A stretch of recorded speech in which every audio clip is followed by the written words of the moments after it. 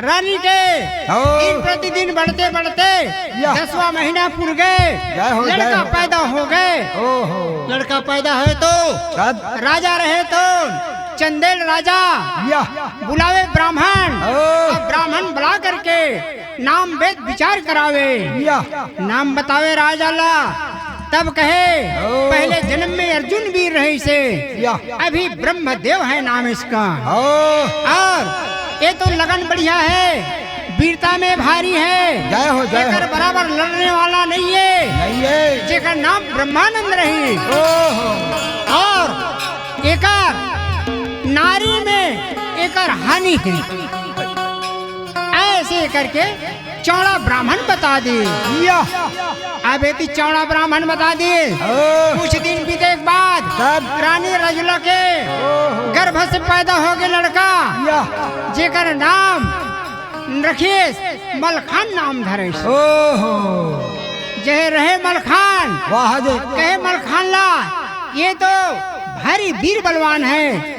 अगर वीर जब तक के कर पाँव के पदुम नहीं फटी, तब तक के कर मारने वाला कोई नहीं है दुनिया में बावनगढ़ में। अब बहुत वीर बलवान भारी है, कहे ब्रह्म जाल के काटने वाला है ब्रह्मा के। ऐसे करके मलखान के नाम बता दिए। अब आनंद खुशी से अपर राज मोहबा में राज करे, कपड़ा धन दौलत जो देना है गरीब ला, दान दक्षिणा पूजा पाठ ब्राह्मण मला दे करके विदा कर दी इस राजा मन्हा। चंदेल राजा और जासल जय हो दोनों काबर राज मोहब्बत ससुरारी जगह मिले है, आनंद खुशी से राज करा थे। और चंदपुर में कभी कभी जात रहे, देख जाए महीना 2 महीना में अपन देख रहे राज लन नहीं छोड़े। अब का होते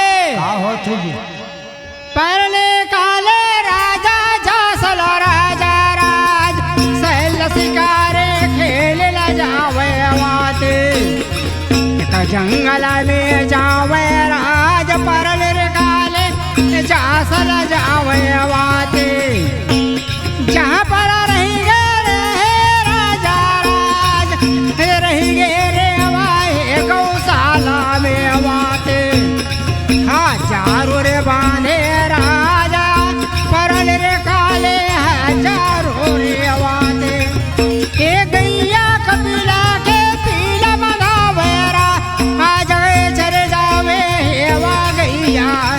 अब आए।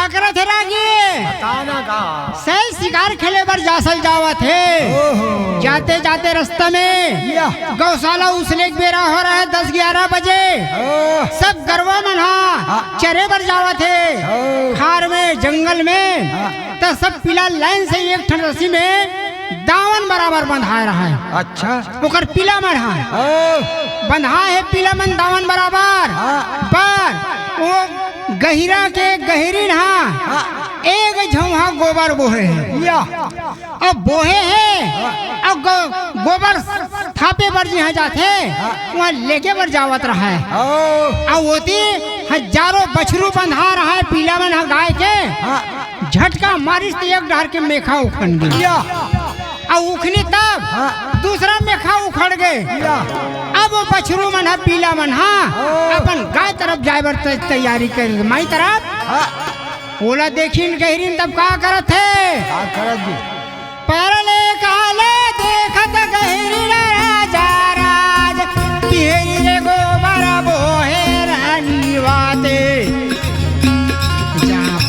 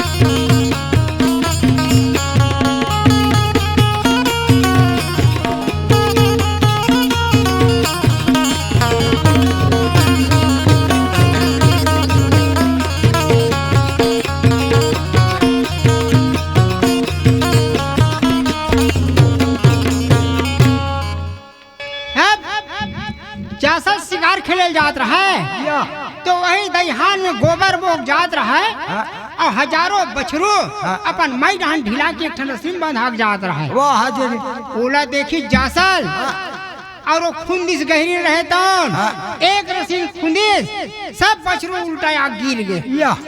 जासल देखते अरे अति गोबर वजन बोहे है अब बछरू बांधे बार गोबर तकला नहीं पटकीस और ओकर रस्सी खुंदिस तब सबो बछरू उल्टा आके गिर गए। एक गहरी के अतका ताकत है तो एकर पेट के पिलत का ताकत नहीं होही। ऐसे सोच करके जासल ओकर गोबर ला ढकेल देस और वो गहरी ला अपन घोड़ा में बैठा लेस और बैठा करके अपने राजमहल में ला लेस और अपन रानी बना कर रख लेस। रानी बना कर रखे तब का होते परले काले जासल राजा रही जावे राजा रानी बनावे जासल राजा वाते जहाँ पर नाम करने राज कर ले जासल राजा रही जावे वाते जे गहरी के नामे देवला रहा आज कहीं के बतावे राजा लावा देवा जहाँ पर आनंद माने राजा गिरे जासल रही जावे राजा देवा।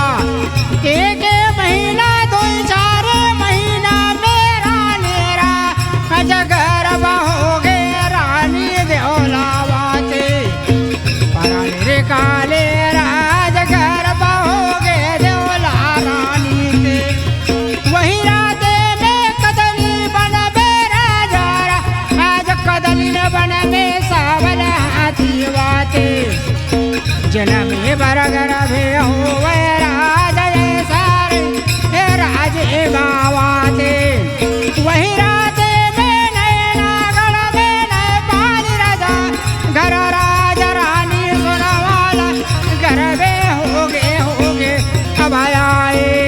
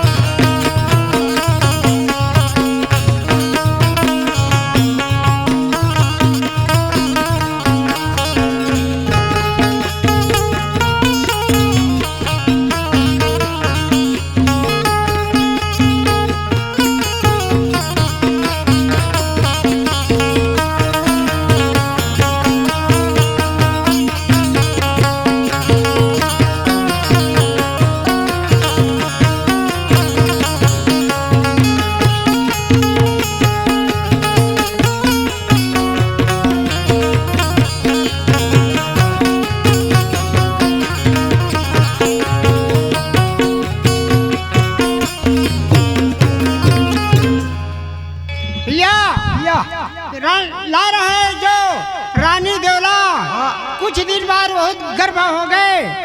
समय आए 1 महीना 2 महीना 4 महीना बीते 8 महीना 9 महीना बीते 10 के लगे नंबर तो वह लड़का पैदा हो गए। जे दिन जन्मलीस लड़का पैदा वही रात में दिल्ली दिया बुझा गए से भर फुट गए कपाट जौरा भौरा हाथी ढिला गए और कौहा के लिख दी सभाग और वो रात में जासल चंदपुर में राज करे बर गे रहा है जे आधा राज मिले वहाँ ये हाल हो गए। दिल्ली पृथ्वीराज वाले चौहान सोचे आज अपने अपन दिया बुझा गए का कारण हो गए जौरा भौरा हाथी ढिला गए।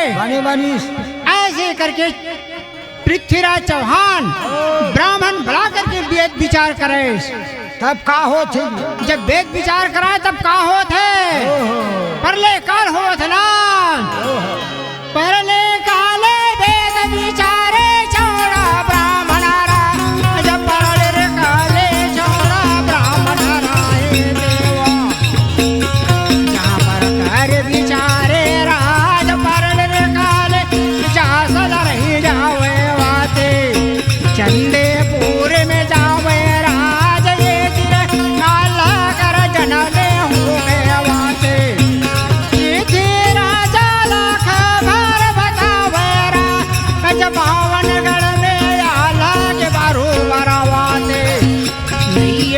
नहीं अरे आज कही के बोले चौड़ा ब्राह्मण हराए।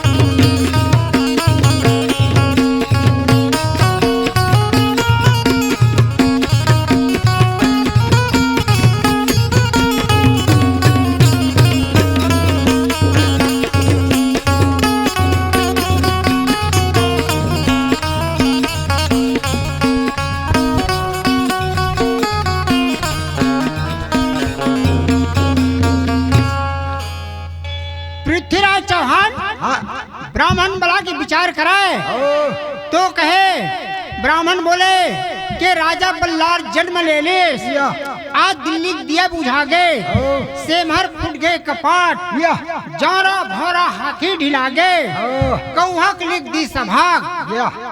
ए अगर लड़का पैदा ले है छत्री 52 गढ़ में जग जाहिर तलवार है, एकर बराबर लड़ने वाला फिर बलवान नहीं है, जेकर नाम आल्हा रही। ऐसे करके पृथ्वीराज चौहान ला बता दी। पृथ्वीराज चौहान सोचे अगर आल्हा जन्म ले दीस, एकर जन्म लेत में मोर घर के दिया बुझा गए, जौरा भौरा हाथी ढिला गए, सेमहर के कपाट फूट गए, तो ये लड़का ला अभी भी छोटे हवे, तो वो लड़का ला अपन लड़ाई भिड़ाई करके ला लेना है। अगर प्रेम से दे दी तो मांग ले वो, और नहीं तो फिर लड़ाई करके लाना है।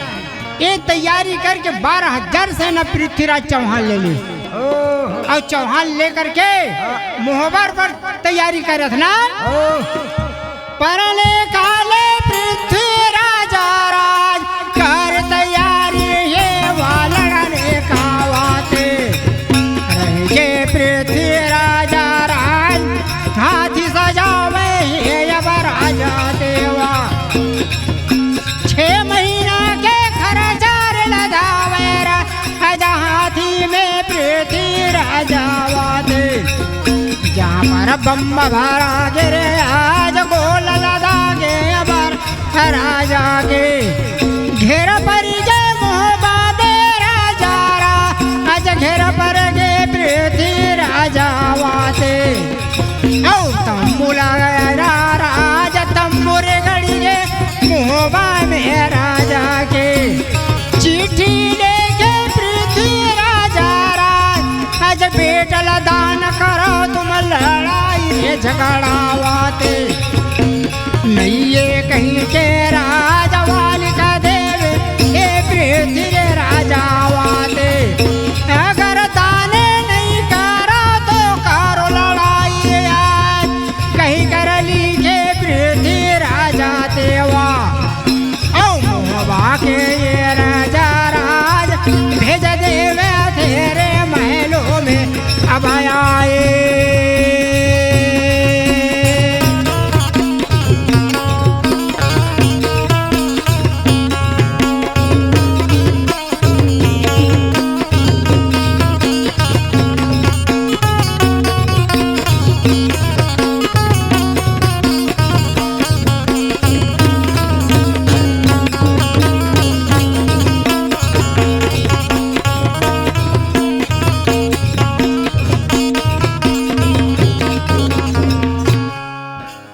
पृथ्वीराज चौहान 12,000 सेना लेके मोहबम घेरा पार देश, अब मोहबम तम्बू चांदी गड़ा करके लिख दी, अगर बेटा ला भी पैदा हो तो दान करना चाहत होवे जासल, तो दान करना चाहत होवे तो कोई लड़ाई झगड़ा की बात नहीं है, सोच बाल आन के दे, और लड़ाई दान नहीं करना है तो मोड़ से तय लड़ाई कर ले।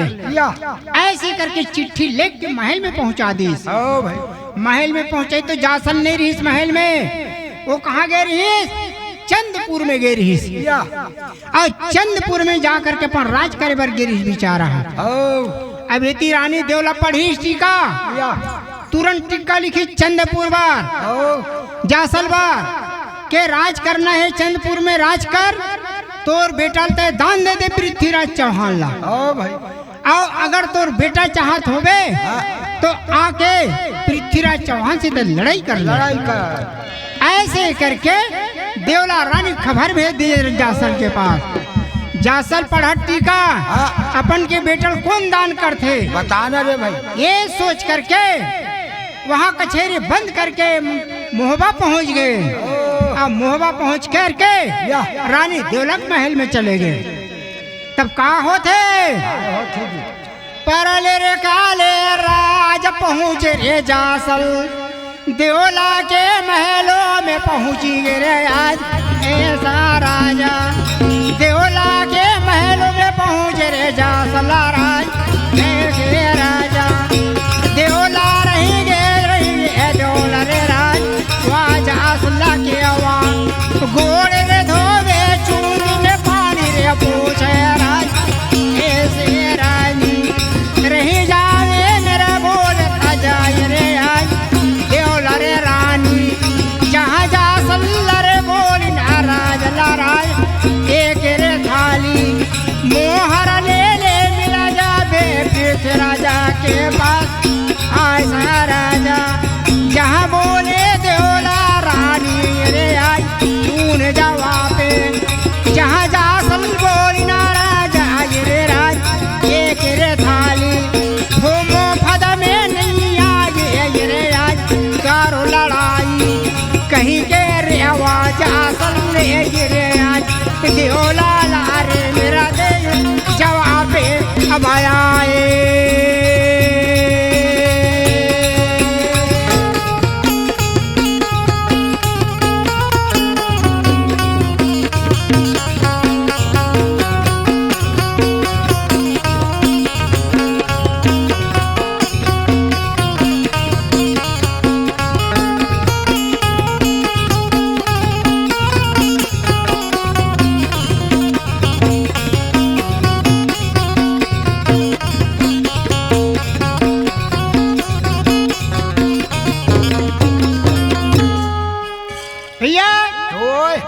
जासल रहे तो चिट्ठी पढ़त तुरंत आगे अपन बेटल कौन दान ही करके और रानी देवला से मिली। तो रानी देवला बोले अभी छठी बरी उठे नहीं है एक थाली मोहर ला ले और लेकर के पृथ्वीराज चौहान से जाके मिल के आ जा बाद में लड़ाई कर ले।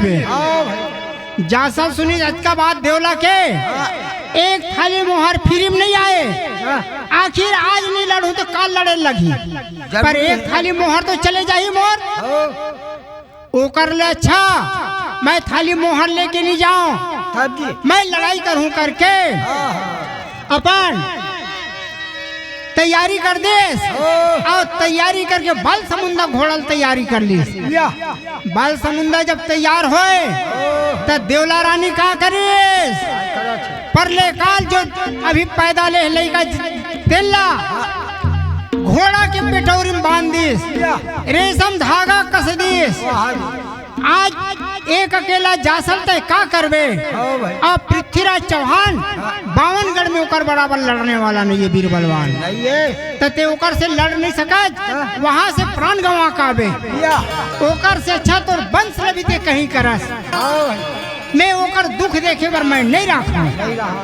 ऐसे करके रानी देवला घोड़ा पिटोरी में बांध दी और घोड़ा पिटोरी में बांध दी तब जासल क्या करिए घोड़ा बार मेरा लात लगावे हनसा बड़ा राजा राज उड़ गए रे घोड़ा इंद्रो में राजा के ओ हमारा डेना दे फैलाए भांज बरोबर घोड़ा में लगावे राजा के ते आधा सरगला मेरा रावे घोड़ा राजा राजवा जासल के रेवाते लसगर में पहुँचे घोड़ा राज उड़त मारे झनती सका घोड़ा ते झंडा 50 गिंजर गिंजर दल काटे जासल तेवा फिर बैठत कतरा मारे रा आज परल रे काले प्रीति राजा केवा एक लोही जंगा में परिगे जासल केरा अज मुरछर खा के घोड़ा लागी गे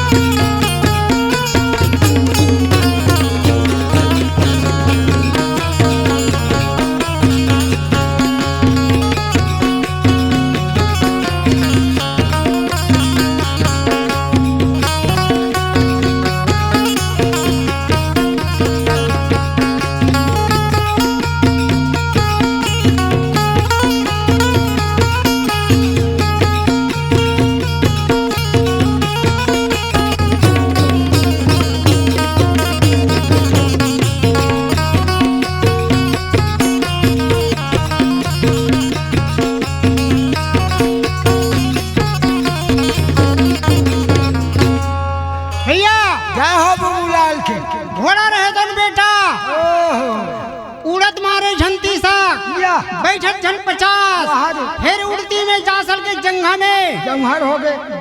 पृथ्वीराज चौहान के सेल्ला गिर गए।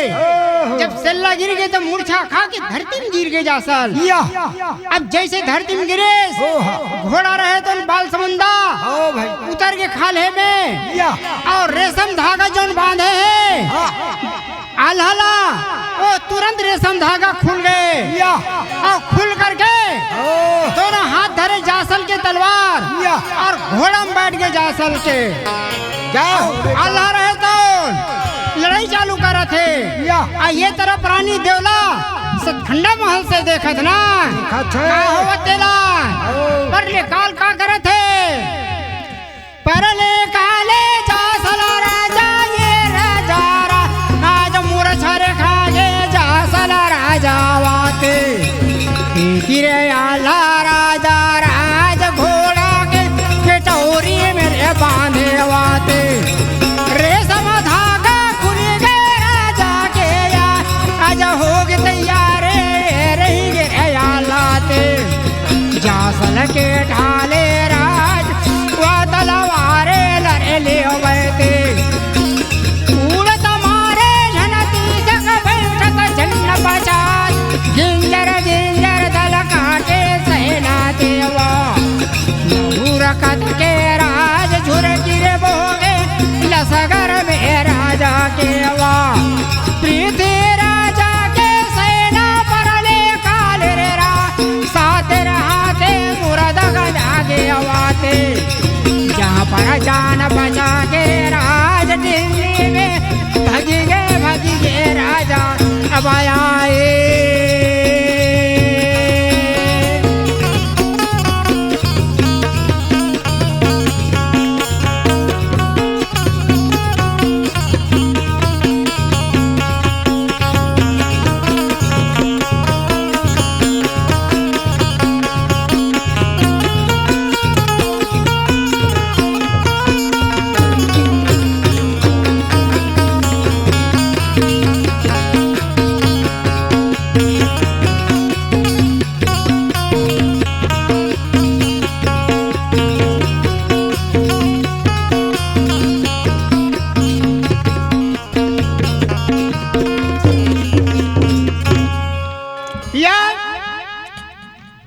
जोन धागा बंधे है रेशम धागा में वो धागा खुल गए और जासल मूर्छा हो गए वही जगह।